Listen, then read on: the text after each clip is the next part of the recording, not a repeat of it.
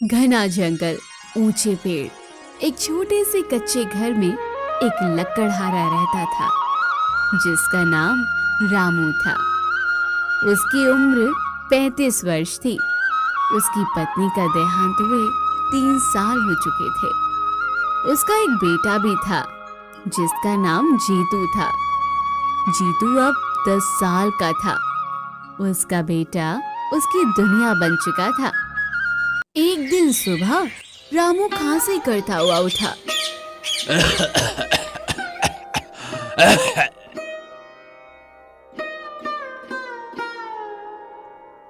बाबा, आपको फिर से खांसी हो रही है। आप रोज ऐसे ही परेशान होते हो। चलो ना, आज मैं जंगल से लकड़ी ले आऊं, आप आराम कर लो। नहीं रे, तू अभी छोटा है बेटा। जंगल का रास्ता आसान नहीं होता। कांटे भी है, ढलान भी है और जानवरों का डर भी रहता है। मैं कर लूंगा, तू घर पर ही रह बेटा। बाबा, मैं छोटा तो हूँ पर आपके साथ रहकर सब सीख लूंगा। और जब बड़े जंगल में आप अकेले जाते हो तब मुझे भी चिंता होती है। बड़ा तो मैं भी आपके साथ ही हूँगा ना बाबा। आज मुझे जाने दो, मैं संभाल लूंगा। रामू ये सुन मुस्कुराया और बोला, अच्छा, इतना बड़ा हो गया है तू, है? चल फिर आज मेरे साथ चल, लेकिन ध्यान रखना बेटा, पहले मेरे पीछे पीछे ही चलना और कोई भी जोखिम वाली चीज देखकर मुझसे पहले हाथ मत डालना बेटा। ठीक है बाबा, आज मैं पूरी सावधानी रखूंगा, बस आप धीरे चलना। दिन बीतते गए।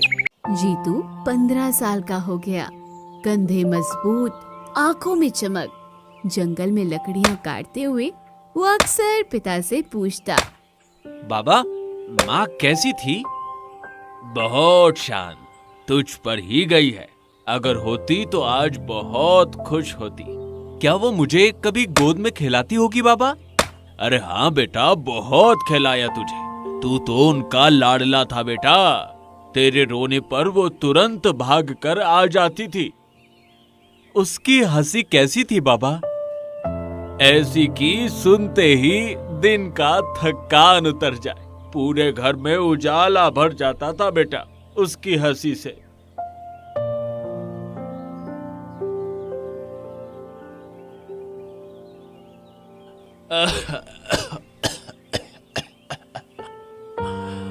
आज मैं नहीं जा पाऊंगा बेटा, शरीर साथ नहीं दे रहा।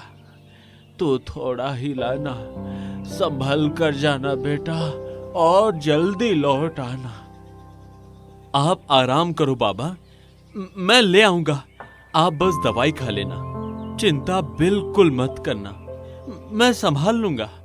जीतू अकेले जंगल गया। लकड़ियां काटते हुए आवाजें सुनाई दी, घोड़ों की, सेनापतियों की बोलियां। वो छिपकर देखने लगा। राज्य का राजा वीरेंद्र सिंह आया था और उसके साथ उसकी छोटी बेटी राजकुमारी कुमुद भी थी। वो 13 साल की थी। राजकुमारी फूल तोड़ रही थी। पिताजी, इस जंगल में कितनी प्यारी खुशबू है। लगता है जैसे हवा भी फूलों से भीनी हो गई हो। हाँ कुमुद बेटा, ये हमारा राज्य का सबसे पवित्र जंगल है। यहाँ मिट्टी और हवा दोनों में ही एक अलग ही सुगंध बसी है। जीतू पहली बार राजकुमारी को देख रहा था। वो स्तब्ध रह गया, जैसे समय रुक गया हो। ये कौन है? इतनी सुंदर, जैसे किसी कहानी से उतर कर आई हो। सच में मैंने आज तक ऐसा रूप कभी नहीं देखा। राजकुमारी ने अचानक उसकी तरफ देखा। जीतू डर गया और पेड़ों के पीछे छुप गया। राजा लौट आया, लेकिन राजकुमारी थोड़ी पीछे रह गई थी। वो अकेले पत्तों से खेल रही थी। जीतू पेड़ के पीछे से निकला। राजकुमारी थोड़ी घबराई और बोली, तुम कौन और यहाँ अचानक सामने कैसे आ गए? तुम्हें देखकर मैं थोड़ा घबरा गई। आप खो गई हैं क्या? मतलब आपका रास्ता छूट गया है क्या? मैं चाहूँ तो आपकी मदद कर सकता हूँ। मैं जीतू हूँ, लकड़हारे का बेटा। यहीं आसपास रहता हूँ और बस आपकी आवाज सुनी तो पूछने आ गया कि कहीं आपको कोई परेशानी तो नहीं। राजकुमारी ने मुस्कुराकर कहा, तुम डर क्यों नहीं रहे हो? मैंने खाया है क्या? इतनी घबराहट क्यों? मैं तो बस बात ही कर रही हूँ। मैंने आपको पहली बार देखा और इतना पास से देखा तो थोड़ा घबरा गया, पर सच कहूँ तो बहुत अच्छा लगा। सच में? लोगों से तो मैं रोज मिलती हूँ, पर तुम जैसे देख रहे हो ऐसा देखना मुझे थोड़ा अलग लगा। अलग? मतलब अच्छा या बुरा? क्योंकि मैं डर गया था कि कहीं मेरी वजह से आप नाराज ना हो जाए। नहीं, बिल्कुल नहीं, अच्छा लगा। किसी ने पहली बार मुझे इतना सच्चे मन से देखा है। तो फिर मैं कोशिश करूंगा कि जब भी मिलूं आपको ऐसे ही अच्छा लगे। तो फिर मिलते रहेंगे। अगर तुम्हें भी अच्छा लगे तो मैं फिर बात करने आ सकती हूँ। जीतू का चेहरा खिल उठा। हाँ, अगर आपको मंजूर हो तो मैं तो हर बार खुशी से मिलूंगा। बस आप इशारा कर देना। जरूर, मैं भी चाहूंगी कि हम फिर बात करें। और अगर कभी आपको रास्ता ना मिले या डर लगे तो मैं पास ही रहता हूँ। आवाज दो, मैं आ जाऊंगा। अच्छा, तो फिर आज से तुम्हें मेरा दोस्त मानो? मुझे मंजूर है। दोस्त होना मेरे लिए सम्मान है। और मेरे लिए भी।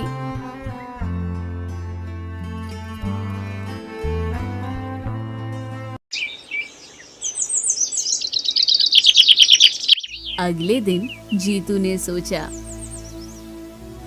मैं राजकुमारी से कैसे मिलूं? वो तो महल में रहती है और मैं तो बस एक साधारण लकड़हारे का बेटा हूँ। हाँ? वो जंगल में इंतजार करता रहा। थोड़ी देर में राजकुमारी वहां आ गई। मैं कुछ कह रहा था आपसे। क्या मैं कभी महल आ सकता हूँ? मतलब क्या वहाँ मेरे जैसे को अंदर जाने देंगे? तुम लकड़हारे का बेटा? हाँ, आ सकते हो अगर तुम डरते नहीं हो और मिलने की हिम्मत रखो। लेकिन महल में पहरेदार हैं, वो मुझे देखते ही रोक लेंगे। शायद बाहर ही खड़ा रहने को कह दे। अभी नहीं पता चलेगा, और जब पता चलेगा तब मैं संभाल लूंगी। पर अगर राजा को पता चल गया तो वो तो बहुत गुस्सा होंगे। जीतू, अगर मुझे परेशानी होती तो क्या मैं खुद तुम्हें रास्ता बताती? मैं चाहती हूँ कि तुम आओ। अच्छा, तो फिर मैं आऊंगा दोपहर में। पर अगर मैं डर गया तो मैं तुम्हें पहले ही हिम्मत दूंगी। और अगर और डर लगे तो बस याद करना कि मैं वही तुम्हारा इंतजार कर रही हूँ। बस आपकी यही बात मुझे हिम्मत दे देती है।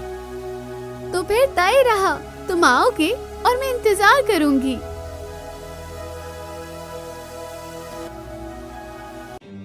फिर वो दोनों चोरी छुपे हर रोज मिलने लगे। उनकी दोस्ती कब प्रेम में बदल गई उन्हें पता ही नहीं चला। उसी जंगल के काले हिस्से में जादूगरनी तीक्ष्णा रहती थी, जिसकी उम्र 100 साल से ऊपर थी। काले कपड़े, झाड़ियों सा बाल, वो जंगल में चमकती आंखों से ये सब देख रही थी। ओहो, राजकुमारी और लकड़हारे का लड़का, पवित्र प्रेम पनप रहा है। ये मुझे बिल्कुल मंजूर नहीं। उसके खून में जो शक्ति छुपी है वो मुझे चाहिए और इस प्रेम को तोड़ना ही पड़ेगा। थोड़ी देर में दोपहर होती है। जीतू पहली बार महल पहुंचा। वो पीछे वाले दरवाजे से धीरे धीरे अंदर घुसा। राजकुमारी उसके इंतजार में थी। तुम आ गए, डर तो नहीं लगा? महल में पहली बार आने वाले अक्सर घबरा जाते हैं। थोड़ा तो लगा, पर आप थी इसलिए हिम्मत आ गई। नहीं तो शायद दरवाजे से ही लौट जाता। चलो मैं तुम्हें अपना कमरा दिखाती हूँ, अंदर आकर तुम्हें और भी अच्छा लगेगा। लेकिन मैं सोच रहा था, क्या सच में मुझे वहां जाना चाहिए? हाँ क्यों नहीं, तुम मेरे बुलाए मेहमान जो हो। बस डर है कि कहीं कोई गलत मतलब न निकाल ले। जीतू, यहाँ हर बात का मतलब मैं तय करती हूँ, किसी और की परवाह मत करो। ठीक है ठीक है, फिर मैं आपके भरोसे ही चल रहा हूँ। और मैं चाहती हूँ कि तुम थोड़ा आराम से रहो। महल उतना सख्त नहीं है जितना बाहर से लगता है। कोशिश करूँगा, बस थोड़ा नया नया सा लग रहा है सब। नया होना बुरा नहीं होता, कभी कभी नई जगह ही इंसान को सबसे ज्यादा बदल देती है। दोनों महल में हंसते खेलते घूमते रहे। जीतू ने पहली बार इतना बड़ा महल देखा। अगर राजा देख लेंगे तो पता नहीं क्या सोचेंगे। मुझे तो डर है कि कहीं मुझे बाहर न निकलवा दे। मेरे पिता अच्छे हैं, लेकिन फिलहाल नहीं देखे तो अच्छा है। वो अचानक देखकर चौंक जाएंगे, इसलिए अभी थोड़ा संभल कर रहो।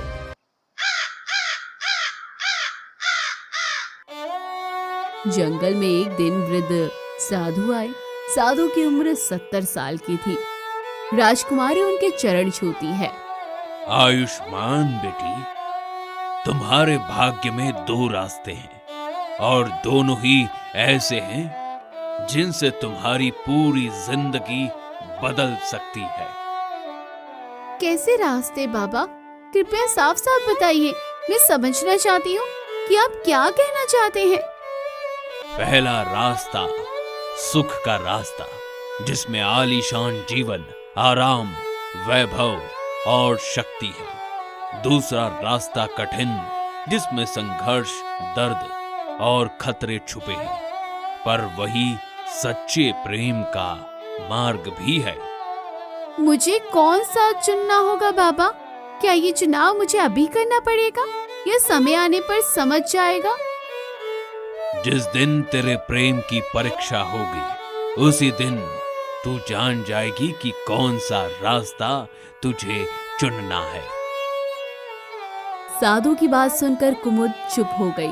जीतू भी चिंतित हुआ। सालों बीत गए। कुमुद अब 17 साल की है, जीतू 19 साल का। दोनों रोज जंगल में मिलते। जीतू, तुम बदल गए हो, अब तो बिल्कुल वीर लगते हो। पहले जैसे लड़खड़ाते थे, अब तो कदम भी मजबूत हो गए हैं। तुम्हें देखकर लगता है जैसे तुम किसी लड़ाई के लिए तैयार हो।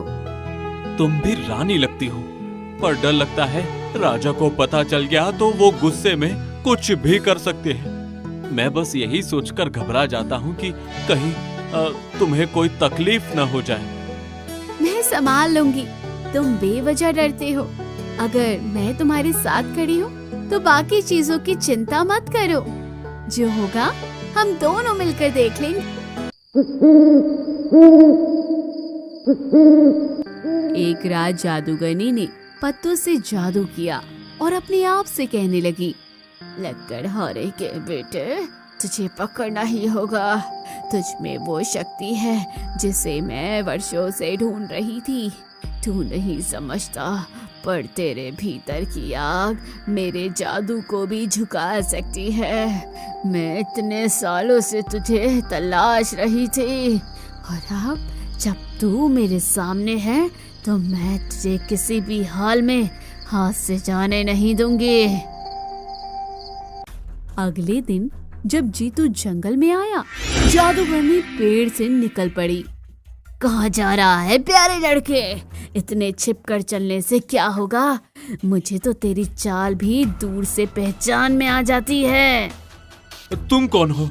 अचानक सामने आकर इस तरह रास्ता क्यों रोक रही हो? तुम्हारी आवाज और अंदाज दोनों अजीब लग रहे हैं। साफ साफ बताओ, क्या चाहती हो? तेरी किस्मत, और किस्मत से कोई नहीं बच सकता।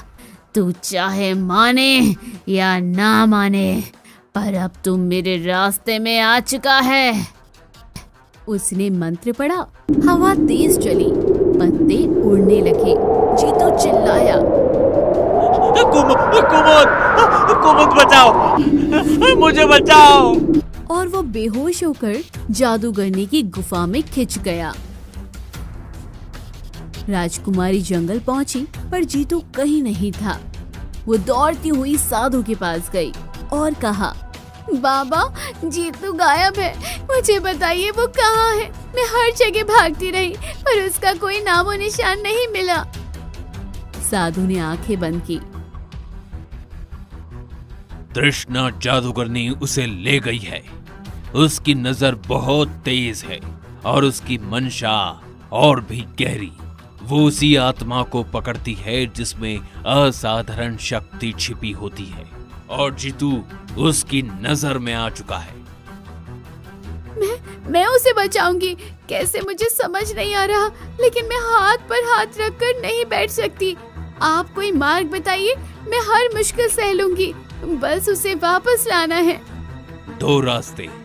पहला रास्ता सरल है, तुम राजकुमारी रहो, महल में बैठो और सुरक्षित रहो। दूसरा रास्ता कठिन है, जंगल, अंधेरा, जादूगरनी और दर्द। पर उसी कठिन रास्ते पर प्रेम मिलेगा और वही तुम्हें जीतू तक पहुंचाने की राह भी दिखाएगा।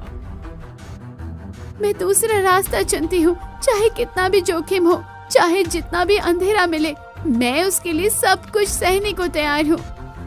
जीतू जागा तो खुद को लोहे की जंजीरों में पाया। मुझे छोड़ दो, ये जंजीरें क्यों बांधी है?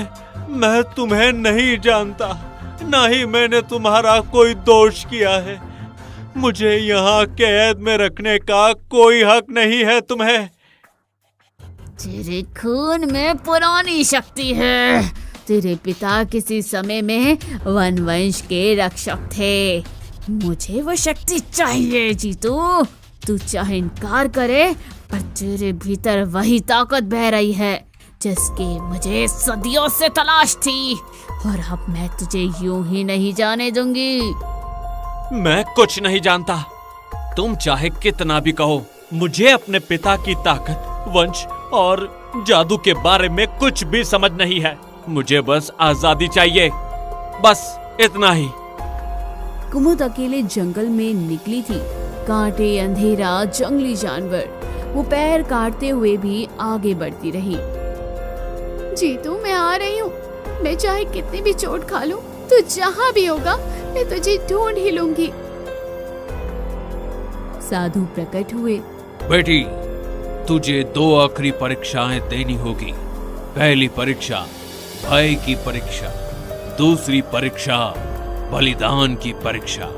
सोच समझकर कदम बढ़ाना, क्योंकि दोनों ही आसान नहीं होंगी।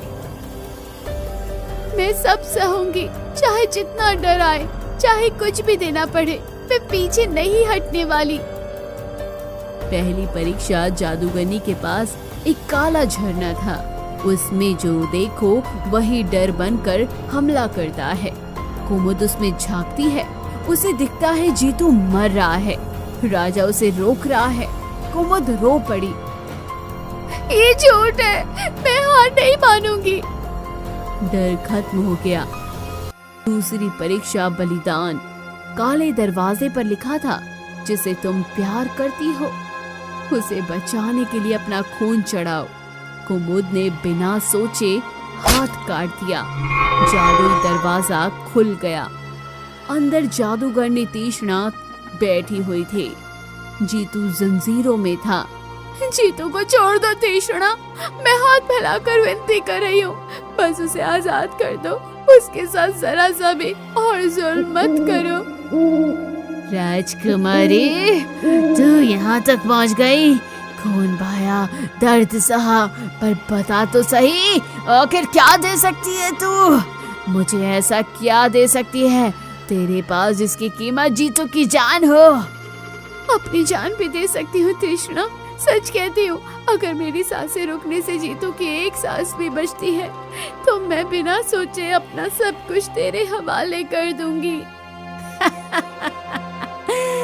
अच्छा, तो आज बलिदान की रात है राजकुमारी। देखूंगी कौन सा प्यार ज्यादा मजबूत है, मेरा जादू या तुम्हारा हौसला। जादूगरनी जीतू को त्याग करने वाली थी। नहीं कुमुद, तुम यहाँ से चली जाओ। मैं नहीं चाहता कि तुम मेरी वजह से तकलीफ में पड़ो। कृपया वापस मुड़ जाओ कुमुद, वापस चली जाओ। मैं नहीं जाऊंगी जीतू, तुम्हें अकेला छोड़कर एक कदम भी नहीं हट सकती, चाहे तृष्णा कुछ भी कर ले। जादूगरनी मंत्र पढ़ने लगी कि तभी तेज प्रकाश फैला। साधु अंदर आए। तृष्णा, आज तेरा अंत है। बहुत दिनों से तेरी काली शक्तियों को सहन किया है मैंने। अब तेरे हर छल कपट का हिसाब यही और इसी पल होगा। तू जितना भी मंत्र पढ़ ले, आज तेरी दुष्टता एक कदम भी आगे नहीं बढ़ पाएगी। कुमुद ने जादूगरनी की छड़ी पकड़ ली। जादूगरनी चिल्लाई, मूर्ख लड़के, हाथ मत लगाना। और साधु तू भी सुन ले, मेरी छड़ी को छूना किसी छोटे खेल जैसा नहीं है। ये छड़ी उन लोगों को भी भस्म कर देती है जिनके पास 500 साल की तपस्या का बल हो। कुमुद को दूर रख, नहीं तो तेरी आंखों के सामने राख बन जाएगी। लेकिन देर हो चुकी थी। छड़ी का मंत्र उल्टा चला और जादूगरनी पत्थर बन गई। जीतू आजाद हो गया। कुमुद उसके पास भागी। तुम ठीक हो? सचमुच ठीक हो ना? मैं बहुत डर गई थी। मैं ठीक हूँ, लेकिन तुमने इतनी चोटें क्यों उठाई कुमुद? इतनी तकलीफ क्यों उठाई तुमने? क्योंकि मैं तुमसे प्रेम करती हूँ, बहुत गहरा प्रेम करती हूँ जीतू। तुम्हें खोने का डर ही मुझे यहाँ खींच लाया। जीतू ने उसका हाथ पकड़ लिया। राजा को सब पता चला। वो क्रोधित होकर बोला, राजकुमारी और लकड़हारे का बेटा, यह असंभव है, कभी नहीं। तुम मेरी बेटी होकर ऐसा चुनाव नहीं कर सकती। पिताजी, मैंने जीतू की जान बचाई है, अपनी जान जोखिम में डालकर। अगर ये प्रेम आपको गलत लगता है तो फिर मैं भी गलत हूँ और मैं अपने इस निर्णय से पीछे नहीं हटूंगी। राजा कुछ देर चुप रहा। साधु ने कहा, जिस प्रेम की परीक्षा खून से हो, उस पर कोई राज सिंहासन भारी नहीं। जिस प्रेम में दर्द सहकर भी साथ निभाने का वचन हो, उसे कोई शक्ति नहीं तोड़ सकती। राजा पिघल गया। अगर मेरी बेटी उससे सच्चा प्रेम करती है और उसका मन उसी में अटका है, तो मैं कैसे मना कर दूं?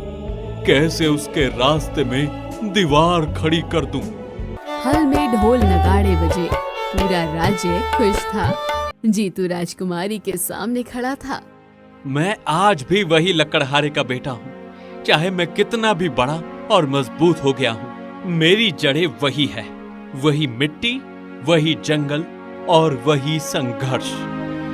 और मैं आज भी वही लड़की हूँ, वही जिसने जंगल में तुमसे पहली बार मुलाकात की थी, वही जिसने तुम्हारे साहस और दयालुता को देखा और अपने दिल में जगह दी।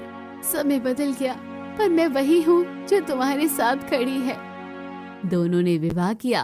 पूरा राज्य गूंज उठा। राजकुमारी कुमुद और राजकुमार जीतू की जय जयकार हो रही थी। जंगल अब भी खड़ा था, पर अब वो प्रेम की कहानी भी सुनता था। एक लकड़हारे के बेटे का प्रेम जिसने राजकुमारी को पाया, और एक राजकुमारी का साहस जिसने अपने प्रेम को बचाने के लिए अंधेरे से लड़ाई लड़ी।